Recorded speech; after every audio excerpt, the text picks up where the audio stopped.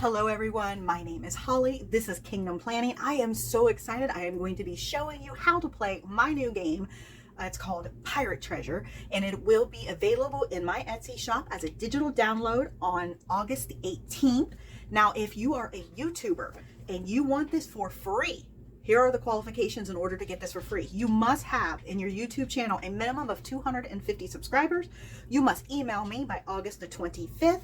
And the biggest thing is you have to agree that you will start playing this game on your YouTube channel by September the 7th. Again, free if you're a 250 subscriber.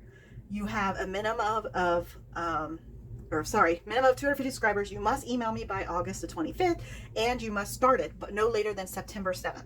And again, I will have this down in my shop on the 18th. It comes in 29 glorious pages.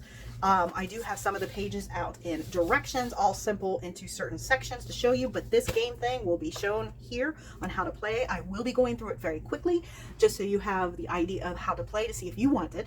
You will need to purchase on your own some way to print them, cut them out. You can laminate them if you want. You will need a binder, and you will need some sort of envelopes to put them in. You could technically not use a binder. You could use like just regular envelopes. You will need one deck of cards, some sort of marker pen or whatever you're going to use. If you're going to have it laminated, use a not a dry erase marker. Yeah, you could use a dry erase marker, but I use a permanent marker. And then I have one of the Clean Magic eraser. It's very thin. And then 5 dice. So those are the things you're going to be needing for this game.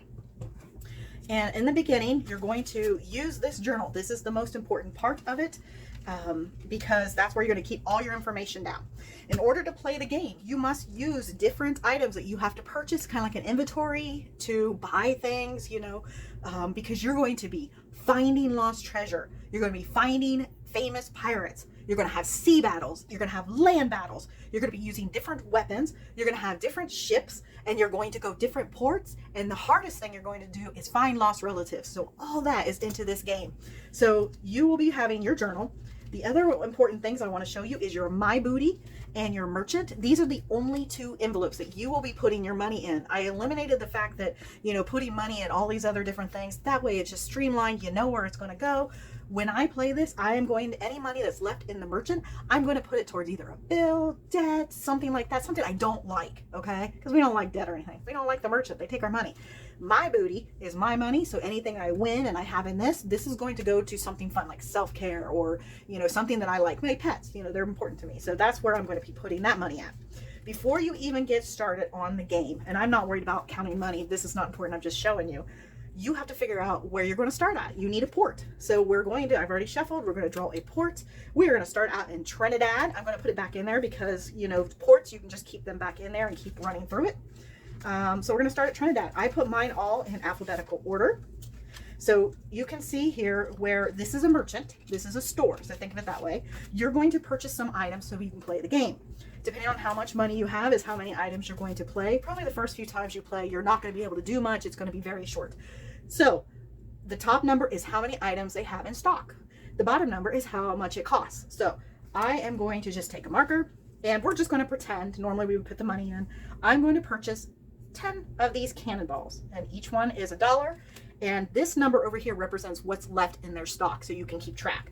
Then we're going to do 10 cannonballs in mine. There is 10 goods. We're going to buy them all. So those are also $10. Now they have none in their stock, and we have 10.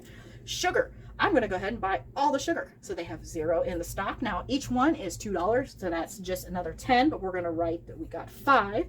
Let's say we're going to buy, let's buy 3. So we bought 3 of the goods, so they are left with 5. We have 3. Now they are $2 a piece. That's $6. And then spice, let's just buy 2. They're $3 a piece. That's $5. So that leaves them with 5. We got 2. And then let's buy both of the luxury items. So then they're left with 0, and we have 2. So that's how you keep track of the inventory. And then when you land on Trinidad again, you can purchase from this. That's why you want to erase those off and rewrite what the inventory is. So obviously you can't buy any more of this, or this, because it's gone. So that's how you keep there. Now the money that you use to buy these items, so let's say I have some of that money, so I'm just going to grab some of it.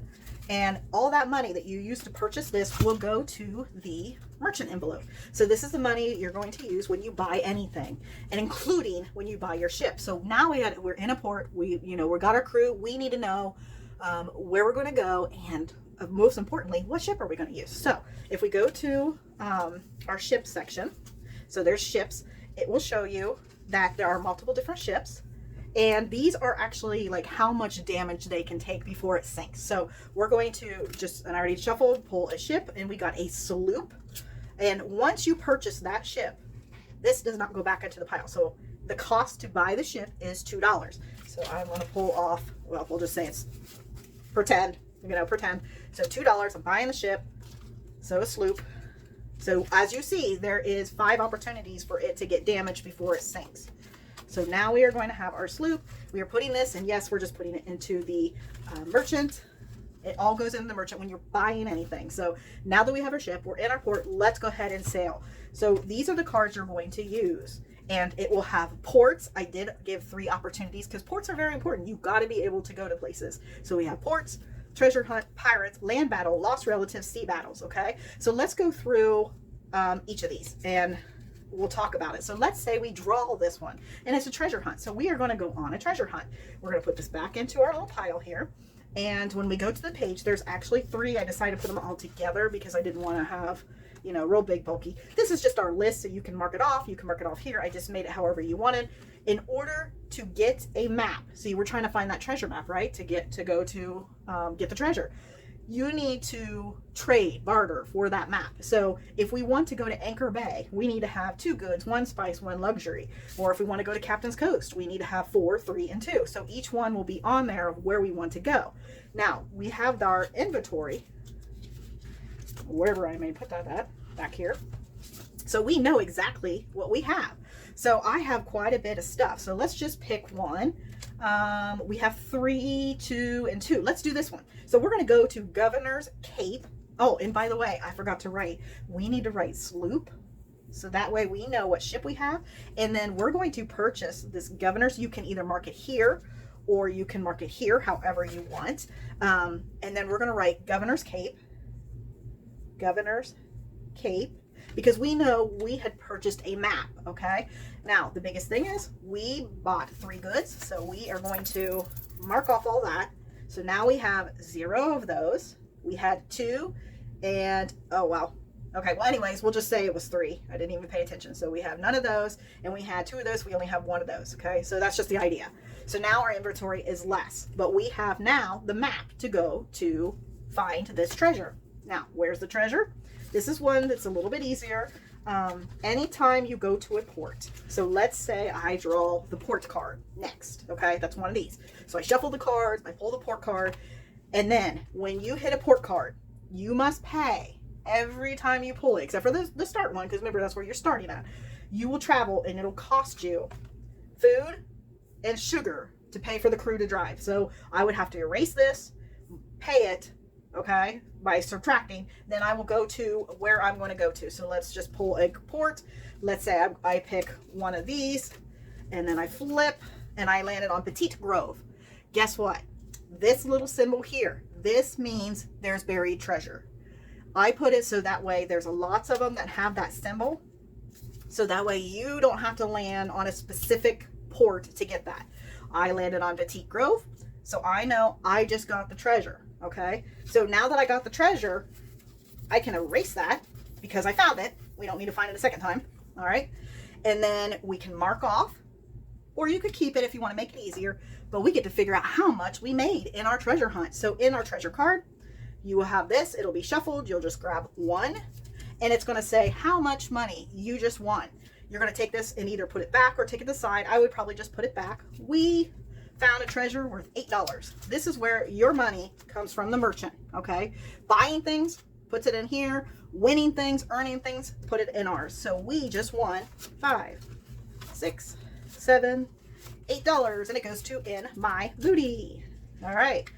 So next thing, you can either stop, play another day. You know, while we were at that Petite Grove, we could also buy some stuff if we wanted. We had plenty of money left. We could buy whatever. I'm going to keep it for now. And then you just mark it off like you did the other one. We shuffle again, and guess what? We got pirates. So we're going to go pirate hunting now. So we're going to flip over to the pirate. Okay. Now I did make an update. I have not recut laminated mine.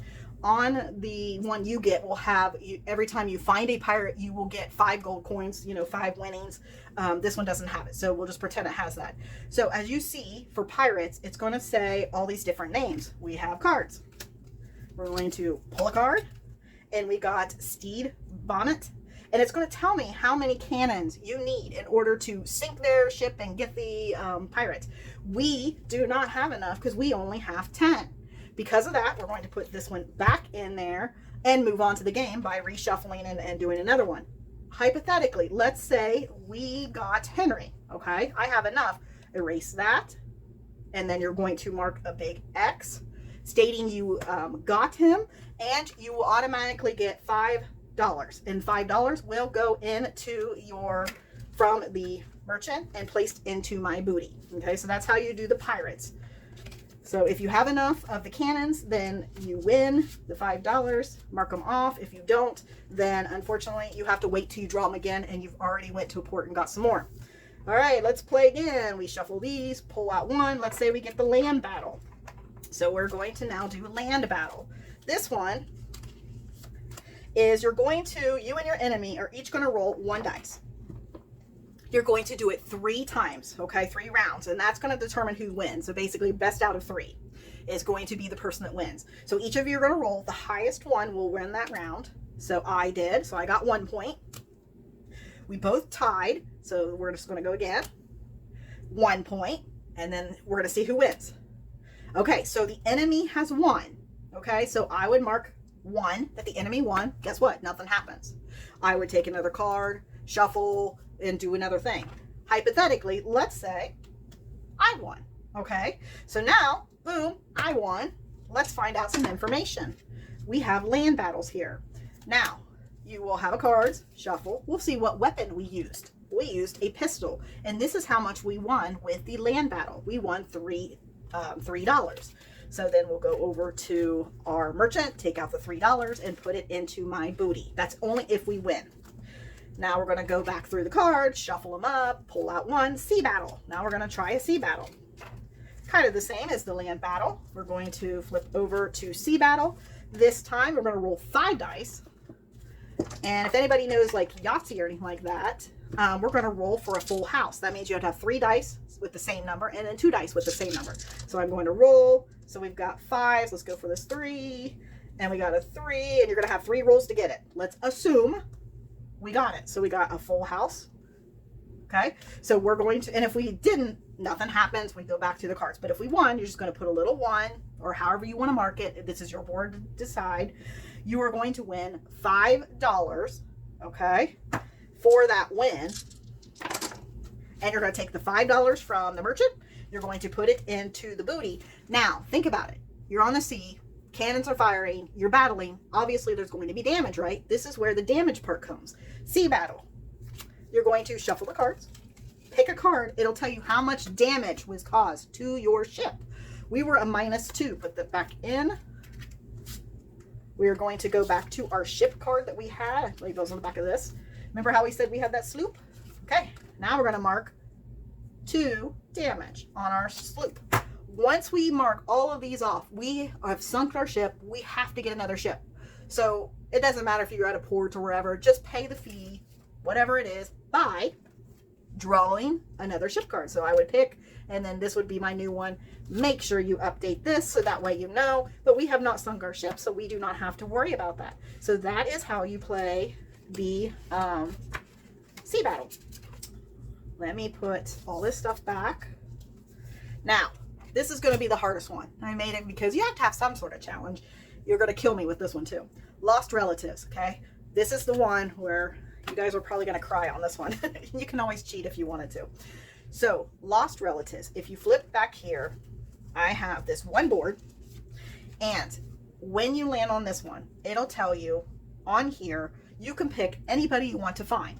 You will need items to purchase, again, the information to know what port or what place they are at.